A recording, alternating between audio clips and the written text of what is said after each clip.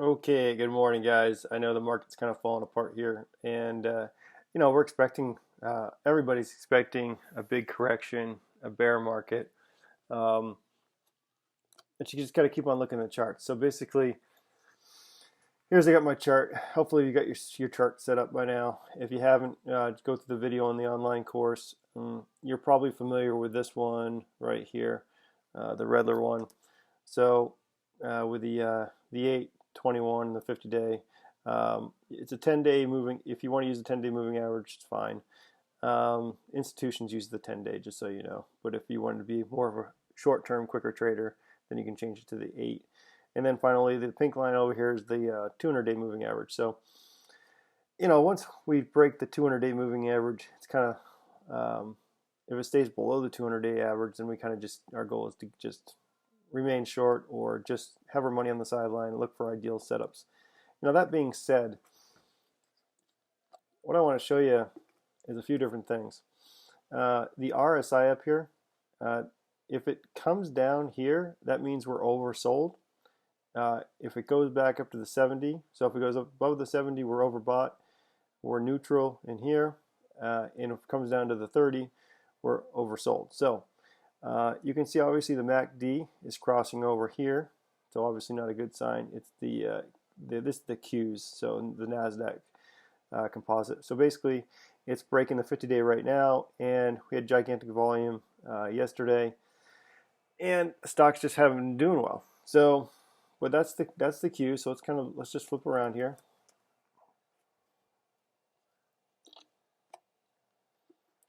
Okay, so we have 205-ish, 206.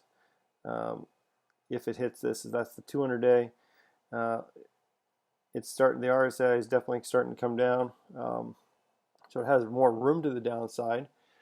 If we look at this is the whole market right here, the Dow Jones. So basically, if we look at it, it's broken the 200-day right here, hasn't it? So I would just be careful. And then you've got to have a handful of stocks that you currently, you always keep on your list. So let's look at Facebook. Typically, when stocks are above we use the 10 and the 21-day moving average, we're bullish. If they're below, we're bearish. So, Facebook coming in a little bit. So, something to watch out here with the 21-day moving average. Let me look at some other ones. One that I'm in, ACHC.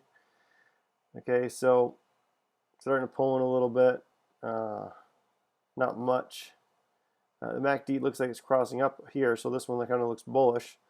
So, you got to kind of find your trades here. So, I know ANET had earnings.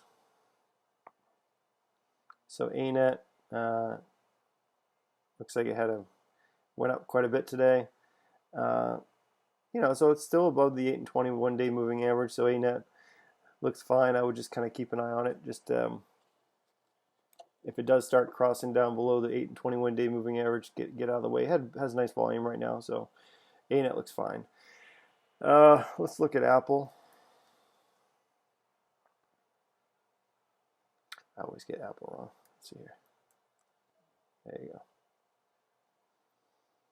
go. Okay, I got the Bollinger Bands on this one. So basically, what happened here? Let's look at. I'll bring the other slide up here.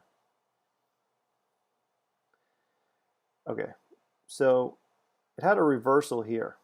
Okay, so down below the 200-day moving average, and then it had a reversal. Had some buyers in here, and let's look at the MACD.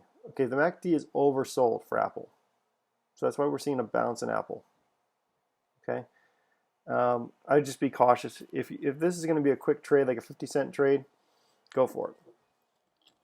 I think the time to get in was yesterday, but I would just be careful because you're fighting the current obviously with some of these. But again, Apple is oversold. But let's look at Amazon. Now look at RSI up here. RSI is overbought, isn't it? Okay. So as you can see, Amazon's coming in a little bit, down 11 points right now. So starting to cross down below the 10-day moving average. We'll see how the 21-day moving average uses for it. So this could be a potential short entry if you wanted to make money on the downside.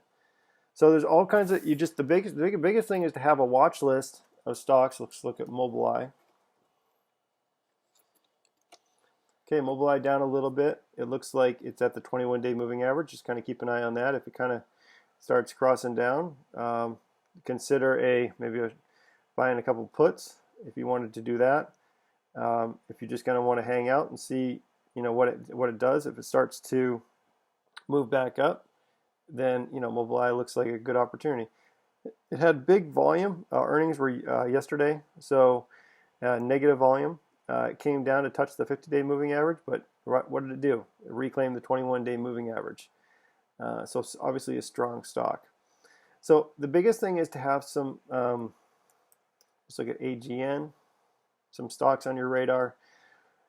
So what is AGN doing? Okay, AGN just touching the 50-day moving average, bounced off the 50-day moving average. We'll see how that acts as support and see if that can rebound. If it can't, then I would just kind of get out of the way and just let it do its thing and then wait for the ideal entry. So again, the biggest thing is kind of have some stocks on your radar, but again, knowing what the market's doing. Okay, so the market's obviously coming down a little bit, and you just got to be careful. Obviously, the SPY's crossed the 8 and 21-day moving average and the 50-day moving average, which is pretty bearish sign. Again, we'll see how the 200-day acts as support for the stock or this index is. But if it does go down, I would be careful of initiating new longs. Okay, so hopefully this video has made sense to you. Keep some stocks on your radar. Keep on looking at the charts and let the charts tell you what's going on. All right, thanks so much.